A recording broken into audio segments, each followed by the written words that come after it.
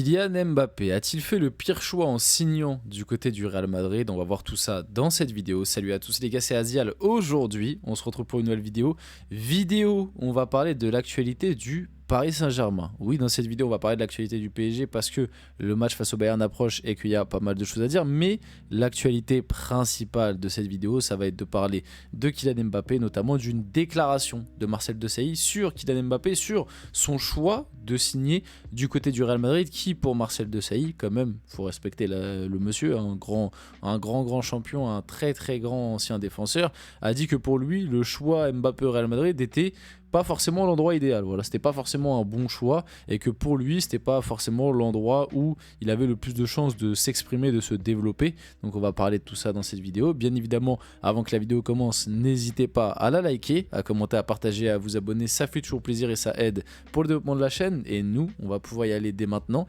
et du coup parler de Kylian Mbappé, du choix d'aller au Real Madrid et même du choix du Real Madrid de le prendre. On en a pas mal parlé, donc on va faire assez rapide sur la question. Marcel Desailly, du coup, sur le futur club de Kylian Mbappé, parce que c'était au moment de sa signature. Je ne pense pas que le Real Madrid soit l'endroit idéal pour lui.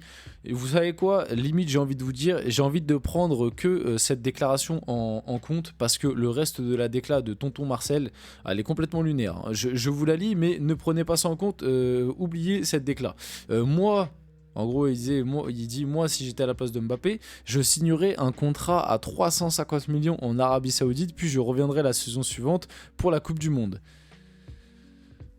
La vie est catastrophique, Marcel, on t'a kiffé, défenseur central, solide, rugueux, le rock, on t'a kiffé, mais alors là, la vie est absolument catastrophique. Comment ça, tu conseilles à Kylian Mbappé à 25 ans d'aller signer du côté de l'Arabie Saoudite pour prendre un chèque de 350 millions quand il aura 34-35 ans? Mais oui, là, il ira le faire, mais là, à 25 ans, tu peux pas dire à Kylian Mbappé d'aller signer du côté de l'Arabie Saoudite. Donc, comme je vous l'ai dit, ne prenez pas en compte cette déclaration parce que pour moi la vie est absolument catastrophique. Mais par contre, je ne pense pas que le Real Madrid soit l'endroit idéal pour lui. On en a déjà beaucoup parlé, mais je suis en accord avec cette déclaration. Et je le dis, je le répète, je suis pas en accord juste parce que j'aurais aimé garder Mbappé au PSG, pas du tout. Moi, le départ de Mbappé au final, je le vis pas, enfin on le vit pas si mal que ça, je pense, les Parisiens. Alors certes, vous allez me dire, oui, en Ligue des Champions, t'as vu que dans la situation dans laquelle vous êtes, l'année dernière avec Mbappé, on est allé en demi, certes, mais les phases de poule, rappelez-vous que c'était aussi très ric-rac, hein. Mbappé ne faisait pas tout le temps la différence. Il l'a fait un peu à des moments, mais globalement, l'année dernière en Ligue des Champions, Mbappé, le bilan est quand même très moyennasse. Il a fait la diff face à la Sociedad, et il a fait la diff face à l'AC Milan à l'aller, quand on gagne 3-0 au parc. Sinon les autres matchs, il n'a pas fait la différence par rapport aux autres, quoi. Même il a été très moyen, voire à des moments mauvais quand tu prends le statut du joueur. Donc tout ça pour vous dire que pour moi, c'est pas le départ d'Mbappé en soi qui fait que le PSG a du mal cette saison en Ligue des Champions et notamment offensivement, c'est plus le fait que le PSG n'a pas recruté dans ces zones-là. Tu vois, moi c'est plus pour ça. Et puis on le voit quand même depuis le début de la saison. En Ligue 1, ça se passe très bien, mieux que l'année dernière pour le moment. Et on a quand même une équipe qui fait moins la polémique, bizarrement. Alors que depuis le début de saison, c'est bizarre, le Real fait beaucoup plus la polémique. Hein, tiens, comme c'est bizarre, le Real et l'équipe de France, c'est bizarre, c'est quand même les deux sujets qui ont fait beaucoup de polémiques depuis le début de saison. Tiens, comme de par hasard, peut-être que c'est un simple hasard et qu'Mbappé n'a pas de chance, hein, on va dire ça. Mais ouais, vous l'avez bien compris. Un petit peu plus de paix du côté du Real. Donc je dis même pas ça par rapport au fait que j'aurais préféré le voir rester du côté du PSG. Non, pas du tout. C'est juste que je pense que pour moi le train était vraiment passé en fait finalement. L'expression du train des supporters du Real, oui, le train du Real Madrid il passe qu'une fois. Bon, au final pour Mbappé il est passé 657 000 fois. Mais je pense vraiment que le bon spot pour lui c'était 2022 et qu'à partir du moment où t'es pas allé du côté du Real Madrid en 2022, pour moi le choix était moins logique et finalement là en 2024 on a plus un choix que je trouve forcé, c'est-à-dire Mbappé c'est logique, c'est son rêve d'aller du côté du Real, mais pour le Real Madrid prendre Kylian Mbappé c'est plus un choix forcé ou à la limite marketing médiatique plus qu'un choix logique et sportif, tu vois. Donc tout ça fait un peu forcé. On le voit depuis le début de saison. T'as une ribambelle d'ailier gauche au Real Madrid. T'as aucun numéro 9 et aussi très peu de vrais ailiers droits. T'as un effectif qui est mal construit. T'as des résultats qui sont pas dingues et un jeu qui est pas dingue. Même si là, c'est vrai que les 2 derniers matchs sont bien mieux. Donc le dernier match face à Leganés, que ce soit pour Mbappé ou pour le Real, hein, les 2 derniers matchs sont bien mieux. Donc face à Leganés et face à Osasuna. Maintenant, le niveau de la Liga cette année, bon, je veux pas remettre en question parce que bon, la Ligue 1, c'est pareil, le niveau est pas dingue, mais le niveau de la Liga cette année, moi je trouve personnellement que c'est l'une des Ligas les plus faibles que j'ai vues depuis un nombre d'années. C'est assez impressionnant cette année, en ce début de saison là. Le niveau de la Liga, c'est quand même très très faible parce que à chaque fois que je vois les matchs du Barça et du Real, il n'y a pas photo quoi. C'est-à-dire que par rapport aux autres équipes, bon, les autres années aussi, il n'y avait pas photo, mais tu vois, à chaque fois, tu avais quand même 2-3 joueurs et tu te disais, ah ouais, tu as des joueurs de ballon, tu voyais des idées de jeu, tu voyais les équipes quand même se faire beaucoup plus accrocher. Alors, est-ce que c'est le niveau de la Liga qui a baissé, ou est-ce que cette année, le Barça et le Real sont vraiment au-dessus du lot? Je sais pas, chacun a son interprétation, mais tu vois, quand je vois les 2 derniers matchs du Real, qui sont 2 matchs, comme j'ai dit, réussis et aboutis, quand je vois les prestations de Leganés et Osasuna face au Real, waouh!